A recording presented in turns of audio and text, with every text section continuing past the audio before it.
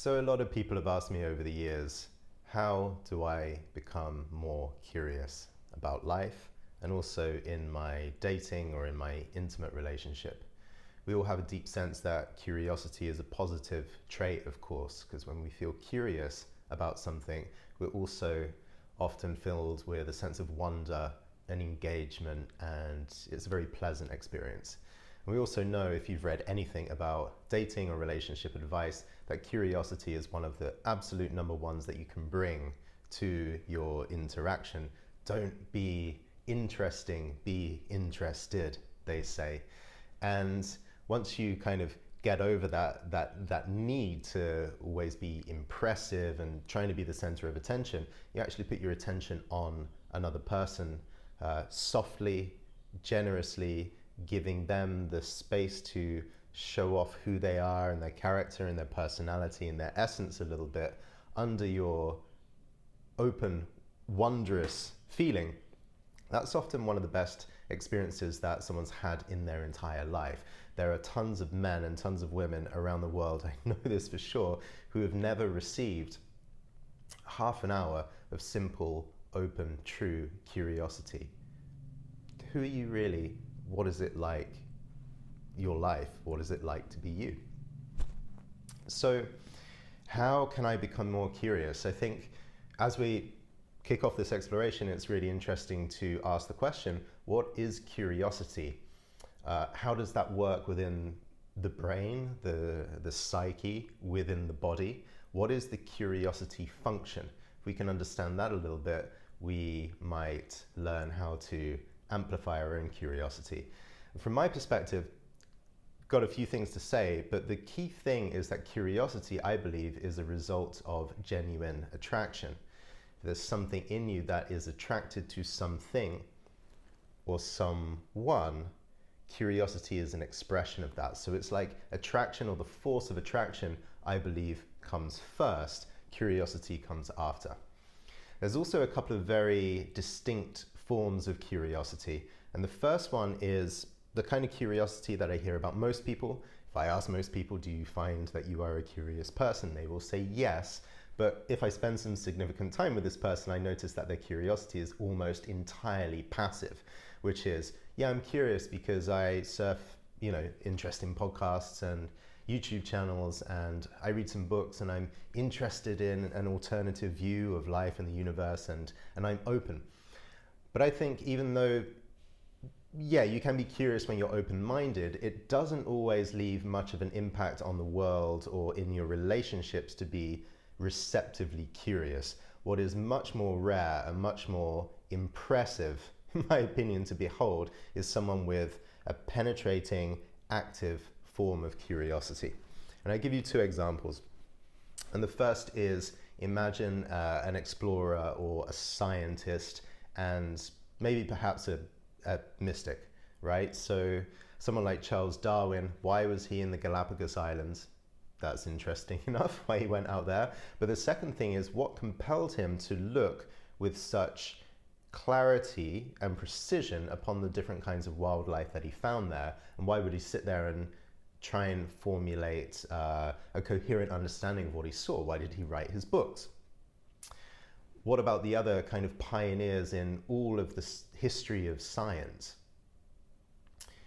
Why did they get so interested in what they're interested in? What about this guy lately who has developed an entirely new telescope and is studying the nature of life, or the nature, at least, of maybe life, soil, evidence of the experience of Mars, and going further out into space?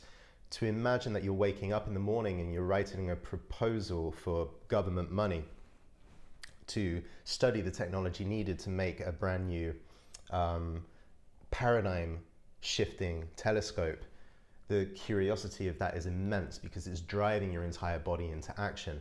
And then what about to look through that telescope for days and days and days on end, and sometimes for years and years, until you start to stumble upon a thesis of what you notice, and then boom, a life's work is the veracity, the appetite of that curiosity must be large to drive these people to these extremes. And so you've got The Einsteins of history, they ask themselves a question, what is it about physics? This doesn't all add up. There must be a new paradigm that is possible. I need to solve that, leave an indelible mark on the development of the rest of humanity. So that's what a good, curious question, but the active passion to pursue it in the material world can be humanity shifting, paradigm shifting for the entire world. The second form of very active curiosity is to bring it relationally, meaning what if you were to put the entire spotlight of your curious appetite and place it on another person? Who are you really? What makes you tick? And this is something that, as I say, it strikes me as can be very taboo, a little bit overwhelming, but done with a certain finesse and grace and skill, and knowing when to back off and to allow a little bit of space can be one of the most extraordinary things that you'll experience in a lifetime. And when I've received that kind of curiosity, it's cut me apart. So how to bring your curiosity more relationally, right? And I mentioned this a little bit earlier, curiosity stems from attraction. So if I'm attracted to somebody, what do I want to know about them? Well, there's a few different levels to this. So if I'm very attracted to somebody, I might look at them walk through the room and I might want to know, what do they look like naked? What are they like in bed? How do they kiss? How do they make love? What is the texture and the quality of their skin? How do they react when I poke them or pinch them, bite them? What is the color? What is the taste underneath? And excuse me if you find what I'm sharing here a little bit blunt, but I think it's very important to allow ourselves to have a curiosity for the physical nature of a person. And often what's happened is, in the attempt to not be at all toxic, we don't allow ourselves to even go there in our own minds, and then wonder why our erotic lives are kind of stunted. So there is an aspect of curiosity and attraction that is erotic, that is sexual, that does wonder such things. It's not the only level, thankfully, but it's certainly an important one. So the next level of curiosity towards someone you're attracted to might be, who are they at the depth of their thoughts and their emotions? So what are they interested in? How do they see the world? What do they value? What do they do with their spare time and their spare money? What are the goals that they have for their life, their ambitions, the visions? What do they really want to do? What did they study? What did they work at? Those are kind of the throwaway, horrible questions on a first date, but the follow-on part is interesting. Is that a true reflection of where you want to be going? Or does that reflect what you really want to know for your life? And if so, how come? And if not, why are you doing this? Why not follow what you're really passionate about? Who did you have as a hero growing up? What did you aspire to be when you were at school? Who were your favorite bands? Who's your favorite band now? What was a film or something that really impacted you? The deep visions and memories that have shaped your life. What do you wonder about before you go to sleep at night? Now, these are all, what do you think about politics? What do you think about what's happening in the world today with such and such an issue? That can be sketchy ground, sometimes better avoided, but interesting to know if you want to be intimate with somebody. I think we all have to get it out on the table. So this is a more mental / emotional kind of curiosity, and I think most relationships and early dates are based around this kind of conversation. If you just ask a quarter of the questions that I shared here over your first date or two, already I think you're having a deeply engaged and connected time with somebody. So that's where most of us operate when we're trying to connect with another person. The tricky thing is, if you're only asking questions in this space without one of the two other aspects woven into your curiosity, you run the risk of being best friends forever, so to speak, and losing some of the erotic juice that curiosity fundamentally is. I mean, you're attracted to this person in the first place. Ideally, you want a bit more thrust and impact with your curiosity, right? So the third level is the rarer type, and I would say this is curiosity about the other person's essence. Who is this other person in their essence, in their soul, when everything is stripped away? Masks, facades, mind, resistance, trying to control life or control the interaction. When everything is stripped away and the other person is laid bare, do they have an essence at the bottom of that? And what is that essence like? Does this other person ever experience the sublime, the transpersonal, or God? And when the sublime or the transpersonal or God is kind of inhabiting this other person, then what are they like? What spiritual, so to speak, qualities does this other person possess? What do they look like? What is it like to behold this woman if she is falling completely in love and her heart opens? What if her mind completely opens, or her sexuality completely opens? How wanton can this other individual person get? What does that look like? Possibly no one else has ever seen it. What other secrets does this person have that no one else has ever seen, and possibly they themselves have never come close to? And through my curiosity, can I guide both of us there so that we share a new intimate moment that neither of us have ever had before? Is that possible? And so, how do the qualities of worship, surrender, abandon, letting go to pure animal, visceral passion, what does that manifest like in this other person? And what about things like compassion, peace, the more kind of classic spiritual aspects? What is this person like when their heart is absolutely and truly open? And how do they give their love to this world? And if they had 6 months to live, what would they do with that time? What is of ultimate meaning? So, ask some of these questions on a date. You might not get much of a response, right? Because it takes a lot of self-understanding to even be able to articulate, let alone articulate the answers, but even articulate the questions. But what if you hold some of these questions in your awareness as you're interacting with another person? What does that do to the interaction, where you might be asking about her school or favorite movie that she watched recently, or where she's going on holiday this year, but as you listen to her words and you feel a little bit where her energy is at, what if you hold some of these bigger, more transpersonal, let's say, questions in your mind, just in a state of wonder?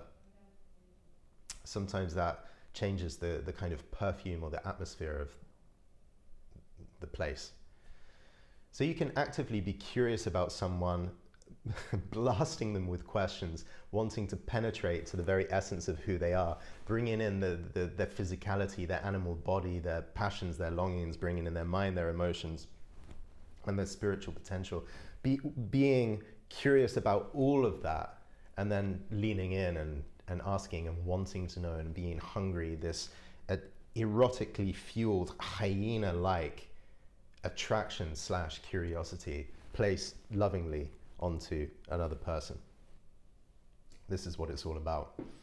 So how to cultivate this, right? That's the aim of this video. And I think there's two different ways. And the first one is contemplation. So literally just take all of the questions that I asked on this video and contemplate them. And I'm going to include them below in the show notes, so you can surf back to this, maybe copy and paste it, put it on your phone. Go and sit in a cafe. You know, sometimes you walk past a quiet little coffee shop and you see some artist type or a poet kind of writing in a leather-bound journal, having a cup of coffee. Be that guy and sit there with a list of questions and think about someone who you admire, who you're attracted to, who fills you up with some force of attraction that you get excited about, and wonder about them in the context of these questions that I've asked. All the planes of their human nature and all planes of reality. You can go through the questions that I ask and just wonder, spend 5 minutes per question. Wow, what would she look like naked? How does she smell? How does she taste? What does she wonder about before she goes to sleep at night? Does she know the quality of worship? And if not, how does she kind of hide her true beauty and her heart from the world? What would she be like as a lover? What is she like as a friend? You know, spend a few minutes on each question wondering. And this is actively practicing being a lover. I don't think there's anything more fundamentally true of a lover than the practice of sitting and contemplating your beloved, wondering with open awareness. You ask the question you don't know, but you contemplate and you try and imagine what some of these answers would be. And then you don't know, but then maybe you can feel in and sense in. Maybe you have more intuition of this person than you thought you did. You spend some time in contemplation, you might get deeper answers. And when you meet them next time, you've thought about them for an hour. It's like you ask the questions and you can see if the person in the reality is as you imagined in your mind. Or maybe who you know her to be in your mind is actually a truer image of who she is than who she presents herself as in reality. That's something you can explore together. Well, you say this, but I've got in my intuition, I sense you're a little bit different. What about this? How does this fit? I think you're the kind of woman who X, Y, Z. What do you think about that? I may be wrong. So you can play a little around with who you imagine her to be and what is the reality. That's intimate. You're really thinking about her. And of course, the more that you pause and truly consider other people in your life, the more you can evoke the function of curiosity. You're training it. So we're still talking about active measures, kind of strategies of the mind in ways that we can increase our curiosity. And I think the second way of tapping more deeply into a form of curiosity comes from letting go. And as I said before, I believe there is a biological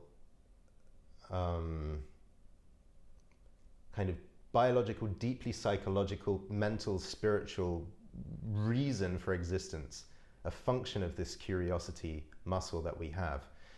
And so what if you turn off the mind? What if you turn off all agenda and radically empty yourself out? Then what happens?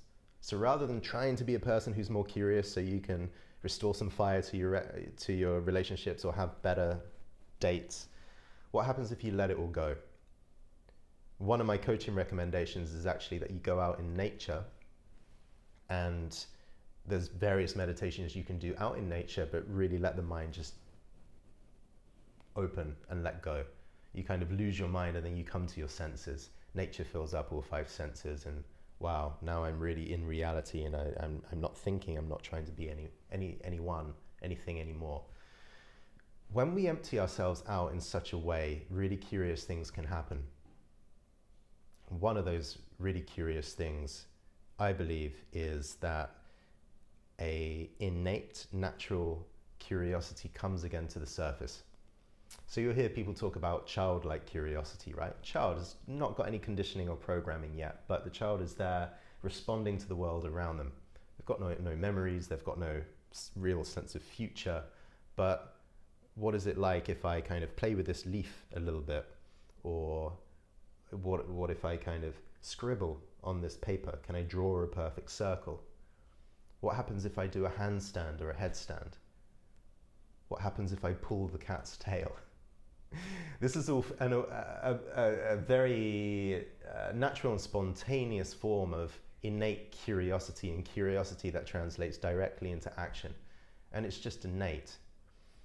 And so when you're not dogged by the past or the future, what are you naturally curious about? Where does the inbuilt interest of your mind, the things that attract you, the things that you just gravitate towards and want to be interested in, what are they and where do they take you? There's a reason why Darwin would go sailing and study nature. There's a reason why a team of scientists would study and try and build the most amazing telescope to penetrate more deeply into the cosmos than anything else. Where do they get that from? And so if you empty out, what are the things that you're truly curious and interested about? And that question, how can I find my passion in life? How can I find my curiosity in life? How can I find my vocation, my calling in life? I think a lot of it has to do with emptying out so we can get in touch with what our soul, to give it a word, the aspect of us that's deeper than our mind, really wants to spend its life absorbed in. And of course, the great partners and lovers that we have in our lives come from the same thing. Who are the women out there? Who are the men out there that some aspect of me deeper than my mind, my soul, just absolutely wants to absorb itself into? Who is so beautiful, so striking, so mysterious, fills me with so much great energy that I just want to place all of my attention and awareness into the very essence of that person and reside there for a while. So if you want to continue and if you want to hear more from me, there are 3 ways. First of all, if you're not already, you can hit subscribe. And with that, I also put out all of my latest writing on Substack. So the link is just below. Subscribe to this YouTube channel, subscribe to me over on Substack so that you never miss a thing. The second way is if you do want to speak to me about any of your own personal questions, my office now is open. I offer a handful of coaching sessions every single month to new people that I haven't met before. So just click below and you can book a session with me in my calendar. And then thirdly, I do lead a number of mastermind courses and live retreats. So if you want to work with me personally over an extended period of time, there are a number of ways that you can do that. As a first stop shop, I very highly recommend my program, Lover, Outlaw, Trickster, Magician. This is a comprehensive guide to your embodiment, how you can build a daily practice that puts you more in touch with different aspects of your own awareness and importantly enlivens the fundamental energy and life force that you feel in your body. Links are all there below. I hope to see you soon in the next video.